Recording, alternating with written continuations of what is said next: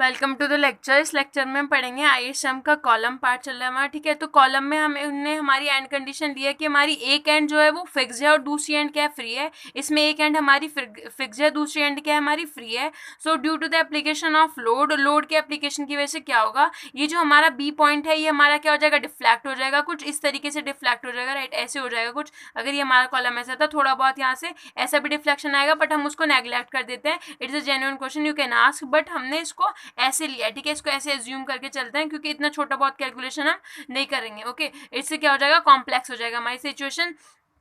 तो हमने क्या लिया है, हमारा एक column of A B whose length is L, right, and carrying a critical load at point B. At B it is carrying a critical load. As a result of loading, due to the loading, we can say let the beam deflect. The beam or the column and position is deflect into a curved form, and it is formed a shape now is A, x1 and b1 such that the free end B deflects through a A. That means the amount of deflection at point B is A and occupies a new position B1 as shown in figure. It is shown in this figure, right? Now consider any section X. We consider a section X dash at a distance of X distance from A, right? Here P is a critical load on the column and Y is a deflection of column at X, right? Y is a deflection of column. Here we measure the deflection from the original position of column, and now where is our column? So the deflection at X is Y. Now we are going to take our movement due to critical load P. So what is the movement?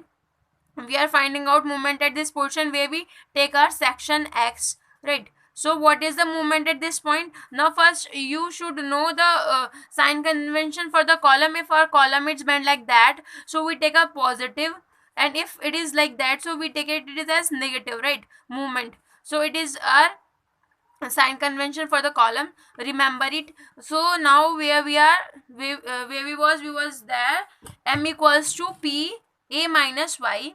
So how we write this?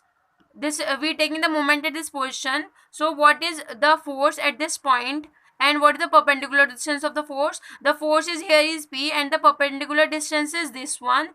How much this total is A and this is Y. So we deduct A minus Y. So we get this distance is A minus Y and this is P load into perpendicular distance, we get our movement. So M equals to P A minus Y. So how we can write our movement? Movement can be written in form of E I d to y upon dx square, okay. So how we can write it in this form? Because of the slope deflection equation relationship, we find out it, right, in previous lectures. So we multiply P into the box P A minus Py. So EI goes into the another here, right. So next we can find we make our equation. This is our differential equation. So what is the general solution of this differential equation? The solution of this differential equation is written as y equals to a cos, what is the value of the coefficient of y, right, x into the coefficient of y plus b x into the coefficient of y plus this is the coefficient of what is this here, and here is a. So write here a. So this is our general equation. So now we apply the boundary condition. When x equals to 0, here the deflection is also 0 because it is a fixed it is support here. At any support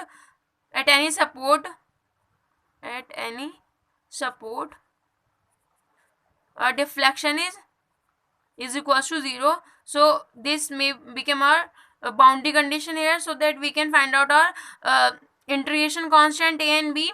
So we put x equals to 0 and y equals to 0 in equation a. So we get x equals to 0, okay, x equals to 0, and here we write x equals to 0. So we know that sine 0 is 0. That means these whole terms became 0, and this a and a cos 0 means 1. So a into 1, 0 is equals to a into 1 plus 0 plus a. That means 0 equals to a into either cos 0 1 plus a. So what's the value of a?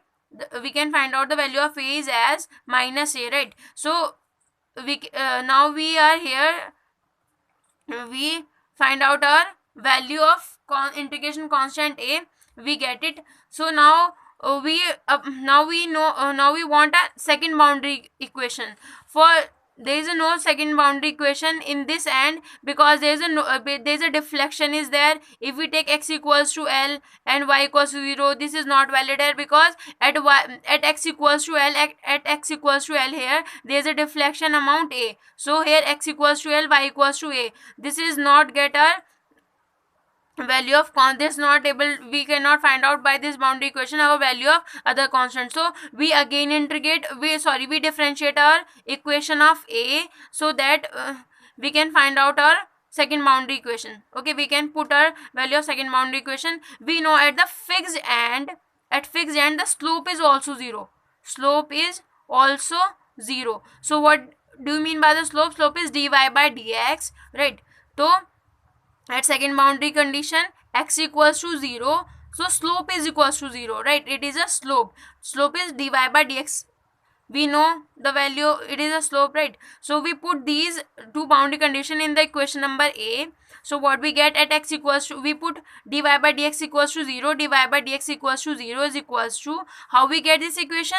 We integrate the equation, so we differentiate equation number a, right? When we differentiate equation number a, we get this equation. Okay, after that we apply the boundary condition. But what is the boundary condition at fixed at end at a? X equals to 0, dy by dx equals to 0. So we put dy by dx equals to 0, right? Okay, minus a and root of p upon a, sine here x is 0, so we put s 0, x 0. So we know that very well, that sine 0, that means the 0 whole term became 0, this whole term became 0, plus this b under root of p upon a, cos 0, here cos 0, what do you mean by the cos 0? Means 1, right? So what we get, 0 is equals to b under root of p upon a into 1. So this is our equation. Okay, so there is a two term product of two term, b into under root of p upon a is equals to, that means either b is 0 or p upon a is 0. So b, here b can't be 0, because if b sorry, b is equals to 0 and root of p upon a is 0, here p upon a cannot be 0. Why p upon a cannot be 0 under root of this value? Because if p is 0, that means load is 0, or if load is 0, there is no deflection, right? So we consider our load p, there is some value of p, that means p upon a cannot be 0 and b will be 0. Okay, so now we get a two value of constant, that a equals to minus a and b equals to 0. Putting this two constant into the equation number a, so we put in the equation a value of constant y equals to, here the value of a is, we put here the value of a, we put minus a cos x under root of, this is cos x under root of p upon a, plus what is the value of b? B is 0, right? And then a. So now it can be written in this form, you can easily understand this. So we can write our y value, that means deflection at section x, in this form, right? So now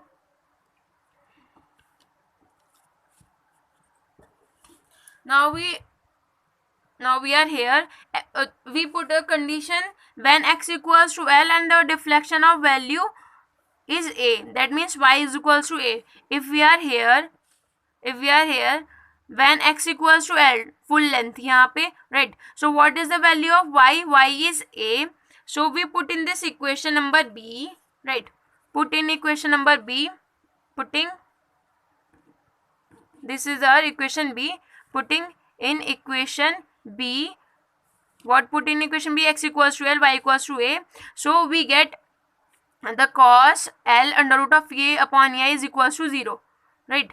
So a cancel out a to a, so this value is equals to 0, comes out this value is equals to 0. Okay, so when the cos is 0, cos 0 at the value of 5 by 2, 3 pi by 2 and 5 pi by 2. So we take here the least significant value, that is our pi by 2, and we equate both the terms. L under root of E upon A is equals to pi by 2, and we find out by squaring the both sides, we can find out easily our value of P equals to pi square EI upon 4 L square. Okay, so now we find out our what is this? This is a buckling load, or we can say it is a crippling load for the condition where the one end is fixed and the other end is free, right?